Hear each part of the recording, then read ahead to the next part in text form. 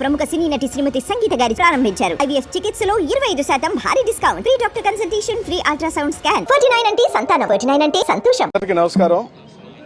ఈరోజు మాజీ బాపట్ల పార్లమెంట్ సభ్యులు శ్రీ నందిగం సురేష్ గారిని అర్ధరాత్రి చెయ్యని నేరానికి అనుమానితుడిగా ఓ మాజీ ఎంపీ గారిని అత్యంత అవమానకరంగా హైదరాబాద్లో అనారోగ్యంతో భుజానికి ఆపరేషన్ కోసం వెళ్లిన వ్యక్తిని అర్ధాంతరంగా అరెస్ట్ చేసి తీసుకొచ్చారు.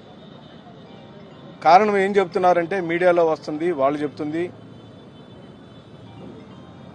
తెలుగుదేశం పార్టీ కేంద్ర కార్యాలయం పైన 3 సంవత్సరాల క్రితం జరిగిన దాడిని నందిగం సురేష్ గారు కూడా దానిలో పాల్గొన్నారని, దాడి చేయించిన వ్యక్తుల్లో ఆయన ఉన్నాడని, ఆయన మీద అక్రమంగా ఒక కేసుని ఇప్పుడు బనాయించి 3 సంవత్సరాల క్రితం దాడి జరిగినప్పుడు ఎవరెవరు దానిలో పాల్గొన్నారో పోలీసులు విచారణ చేశారు,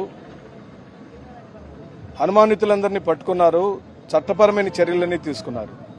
కానీ తెలుగుదేశం పార్టీ అధికారంలోకి వచ్చిన తదుపరి రాజకీయాలంటే అక్రమంగా కేసులు పెట్టడం, దౌర్జన్యంగా ఈడ్చుకు రావటం, కనీసం మాజీ పార్లమెంటు సభ్యుడన్న గౌరవం కూడా ఆయనకు ఇవ్వకుండా, నేను ఒక మాజీ ఎమ్మెల్యేని, మా పార్టీకి సంబంధించిన ఎస్సీ విభాగ రాష్ట్ర అధ్యక్షుడయ్యా, కనీసం వెళ్లి చూసొస్తానని అడిగినా కూడా గంట సేపటి నుంచి ఎస్ఐ స్థాయి వ్యక్తులను బతిమలాడుతున్నా కూడా కాలు ముందుకు వేయనీయలేదు.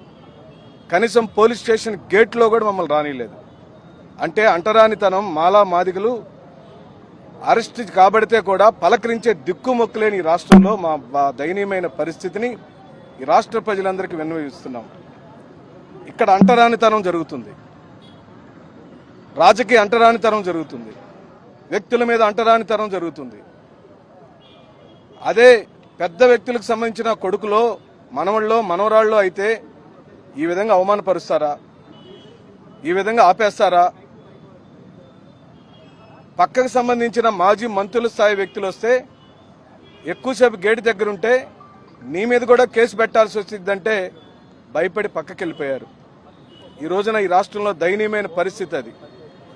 పోలీస్ స్టేషన్లో పోలీసులు డైరెక్ట్గా చెప్పేస్తున్నారు, గేటు దగ్గర ఎక్కువసేపు ఉంటే నీ మీద కూడా కేసు బనాయించాల్సి వచ్చింది అని. ఇది ఈ రోజున చంద్రబాబు నాయుడు గారి ప్రభుత్వంలో మానందరికీ జరుగుతున్న న్యాయమని, మీరు 3 సంవత్సరాల క్రితం జరిగిన ఓ సంఘటన ఆధారంగా చేసుకుని పార్టీలో ఉన్న ఎమ్మెల్సీలను టార్గెట్ చేసి ఎల్ అప్పిరెడ్డి గారిని, తలసరి రఘురామ గారిని, యువనాయకుడు అవినేష్ గారిని, మాజీ ఎంపీ సురేష్ గారిని మీరు టార్గెట్ చేసి రాజకీయంగా చిత్రవదలు చేయాలని చూసినా మేము జగన్మోహన్ రెడ్డి గారిని వదిలిపెట్టే ప్రసక్తి ఉండదని మనవి చేస్తున్నాం. దళిత బలహీన వర్గాలు, మైనార్టీ వర్గాలు, అలాగనే పేదలైనటువంటి అగ్రవర్ణాలను అనేక మంది ఈ రోజున జగన్మోహన్ రెడ్డి గారి పక్షాన ఎవరు నిలబడితే వాడు ద్రోహి, వాడు దొంగ, వాడు కూనీకోరు, వాడు అనేకమైన పాపాలు చేసిన వాడిగా ఈ రోజున రాజకీయాల్లో మీరు చేస్తున్న వికృతమైన చేష్టలు ఈ రోజు నీ ప్రపంచం చూస్తుంది.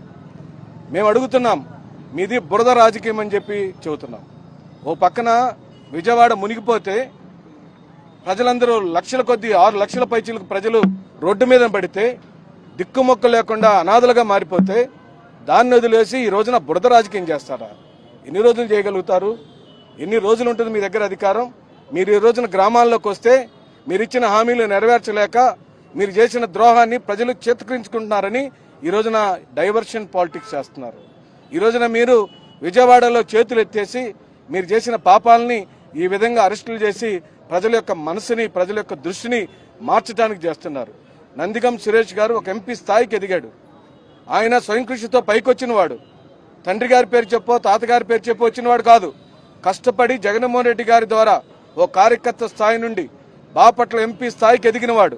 అలాంటి వ్యక్తిని ఈ రోజున మీరు దారుణంగా అవమానపరిచిన, దొంగ కేసులు బనాయించాలి చూసిన, గతంలో కూడా ఆయన్ని మరి రాజధాని ప్రాంతంలో చెరుకు తోటలను తగలబెట్టి ఇచ్చాడని అనుమానితుడిగా తీసుకెళ్లి మీరు ఏ విధంగా ఘోర అవమానాలు చేశారో మీరు చూశారు. ప్రజలు ఆయన్ని ఎంపీని చేస్తే ఈ రోజున మీరు మళ్లీ తీసుకొచ్చి జైల్లో పెట్టారు. ఇది మేము గుర్తుపెట్టుకుంటామని చెబుతూ ఇలాంటి అకృత్యాలకు పోలీస్ శాఖ వారికి కూడా మేము మనవి చేస్తున్నాం.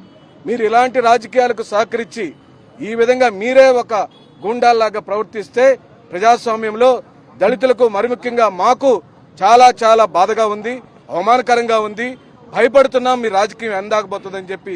కానీ జగన్మోహన్ రెడ్డి గారు మాత్రం వదిలే ప్రసక్తి లేదని చెప్పి మనం చేస్తున్నాం.